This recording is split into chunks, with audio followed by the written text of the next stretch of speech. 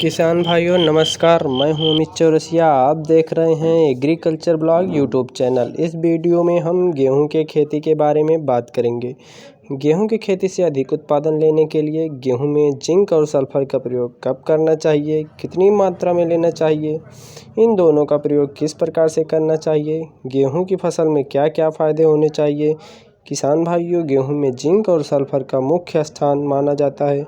अगर इन दोनों तत्वों की कमी हमारे गेहूं की फसल में हो जाती है तो इससे शुरुआत से पौधा कमज़ोर हो जाता है, पौधे में पीलापन आ जाता है, कल्ले भी कम निकलते हैं और अंत में गेहूं की पैदावार भी कम निकलती है।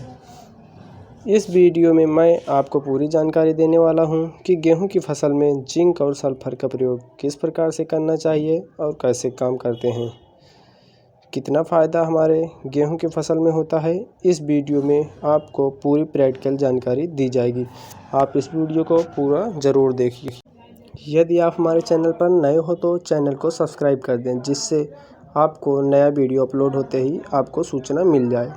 किसान भाइयों, सबसे पहले हम बात करेंगे कि जिंक के बारे में। किसान भाइयों, जिंक एक ऐसा तत्व है जिसकी कमी अगर गेहूं की फसल में हो जाती है तो पौधों की ग्रोथ अच्छे से नहीं होती, पत्तों में पीलापन आता है, ऊपर से पत्तियां सूखने लगती हैं और गेहूं की बढ़वार भी कम हो जाती है। यानी कि जिंक की कमी से हमें कई सारे नुकसान देखने को मिलते हैं। वहीं सल्फर की बात करें तो सल्फर एक प्रकार से तिलहनी फसलों में प्रयोग किया जाता है, लेकिन गेहूं की फसलों में भी सल्फर की आवश्यकता होती है। अगर बुआई के समय आपने एसएसपी सिंगल सुपर फास्फेट का प्रयोग किया है तो आपको दोबारा सल्फर देने की कोई ज़रूरत नहीं होती है। लेकिन बहुत से किसान भाई एनपीके और डीएपी के साथ बुआई करते हैं तो उनके खेत में सल्फर की कमी साफ नज़र आती है। तो आप गेहूं की फसल में सल्फर का प्रयोग ज़रूर करें। सल्फर एक कीटनाशक, एक फंगिसाइड, एक ग्रोथ प्रमोटर का कार्य करता है। यानी कि गेहूं में सल्फर का प्रयोग करने से हमें कई सारे फ़ायदे मिलते हैं। किसान भाइयों, बात करते हैं जिंक और सल्फर का प्रयोग आपको किस प्रकार से करना चाहिए और कितनी मात्रा में लेनी चाहिए। किसान भाइयों, अगर आप जिंक का प्रयोग यूरिया के साथ कर रहे हैं तो आपको काफ़ी शानदार रिजल्ट मिलता है। इसके अलावा आप जिंक सल्फेट का प्रयोग कर सकते हैं, जिसमें जिंक और सल्फर की मात्रा पाई जाती है। किसान भाइयों, बहुत से किसान भाई बुआई के समय सल्फर डाल देते हैं तो आप यूरिया के साथ जिंक का प्रयोग कर सकते हैं।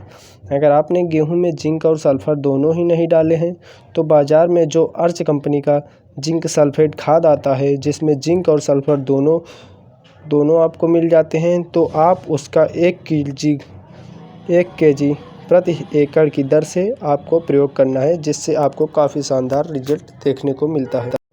इसके अलावा बहुत से किसान भाई स्प्रे के माध्यम से जिंक का प्रयोग करते हैं और आप सल्फर पाउडर का भी प्रयोग कर सकते हैं। किसान भाइयों, गेहूं के फसल में जब आप पहला या दूसरा पानी लगाते हैं तब जिंक सल्फेट का प्रयोग आप ज़रूर करें, जिससे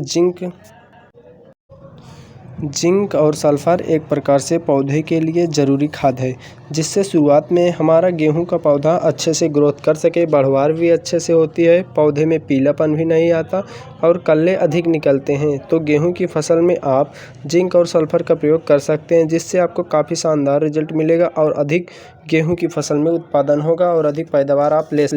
अगर किसान भाइयों, आपकी हमारी इस वीडियो में हमारी दी गई हुई जानकारी अच्छी लगे तो आप हमारे चैनल को लाइक एवं सब्सक्राइब अवश्य करें।